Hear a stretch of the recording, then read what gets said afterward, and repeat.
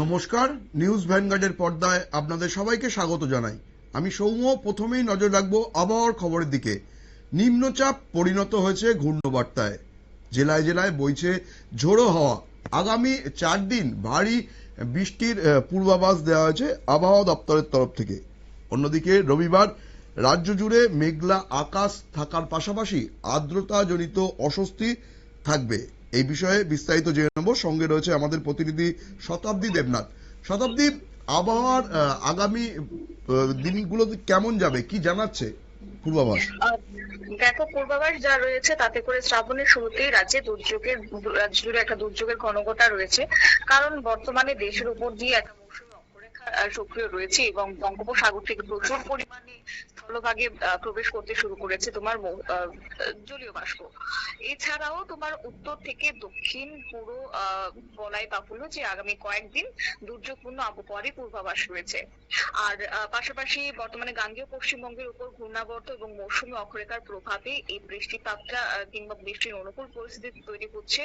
আপাতত মৎস্যজীবীদের জন্য সমুদ্রে নিষেধাজ্ঞা না থাকলেও, বিশেষ কোনো সতর্কবার্তা না থাকলেও, তবু পরিস্থিতির উপর নিয়মিত নজর রাখার পরামর্শ দেওয়া হচ্ছে। আর বর্তমানে আর্দ্রতাজনিত অস্বস্তি বজায় থাকলেও বৃষ্টির জেরে তাপমাত্রা খুব একটা বড় পরিবর্তনের সম্ভাবনা নেই। উল্লেখযোগ্য বিষয় হচ্ছে যে মৌসুমী অক্ষরেখাটি বর্তমানে অমৃতসর, কর্নাল, হরদই, রাঁচি এবং দীঘার উপর দিয়ে অতিক্রম করে সেটা দক্ষিণ পূর্ব, উত্তর পশ্চিম বঙ্গোপসাগর দিকে বিস্তৃত রয়েছে। এছাড়া উত্তর বিহার থেকে ঝাড়খণ্ড এবং গাঙ্গেয় পশ্চিমবঙ্গের উপর দিয়ে পশ্চিম বঙ্গোপসাগর পর্যন্ত আরো একটি অক্ষরেখা বিস্তৃত রয়েছে, যার কারণে এই সম্মিলিত প্রভাব কিন্তু আমাদের রাজ্যেও পড়ছে।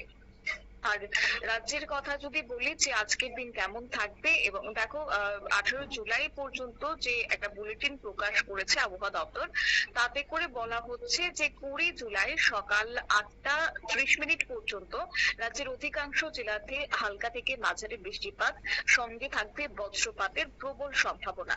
আর তার কারণে রাজ্যবাসীকে সতর্ক থাকার পরামর্শ দেওয়া হয়েছে। অন্যদিকে এই যে 24 ঘন্টা সপ্তাহের শেষ দিন আজকে, এবং তোমার সেখানে বলা হয়েছে সিপাহীজলা, গোমতী এবং দক্ষিণ ত্রিপুরার জেলার 1 বা 2 জায়গায় 7 থেকে 11 সেন্টিমিটার পর্যন্ত ভারী বৃষ্টি হতে পারে।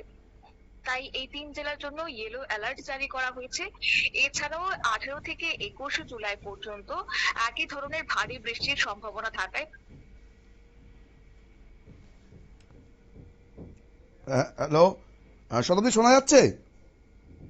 শতাব্দীর সাথে যান্ত্রিক ত্রুটির কারণে আমাদের যোগাযোগ বিচ্ছিন্ন হয়েছে। আমরা তার সাথে আবার যোগাযোগ করার চেষ্টা করছি। এদিকে আবহাওয়া দপ্তর সূত্রে যেটা জানা যাচ্ছে যে আগামী 21 তারিখ পর্যন্ত কিন্তু রাজ্যে একটা ভারী বর্ষণের সম্ভাবনা রয়েছে, এবং আজকে রাজ্যের 3টি জেলায় সেখানে কিন্তু হলুদ সতর্কতা জারি করা হয়েছে।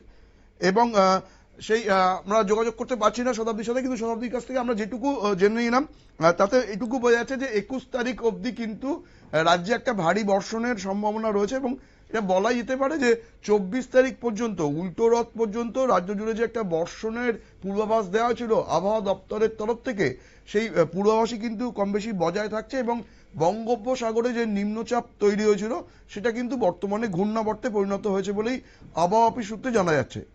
নজর রাখবো পরবর্তী সংবাদের দিকে। তার আগে নিয়ে নেব ছোট্ট বিজ্ঞাপন বিরতি।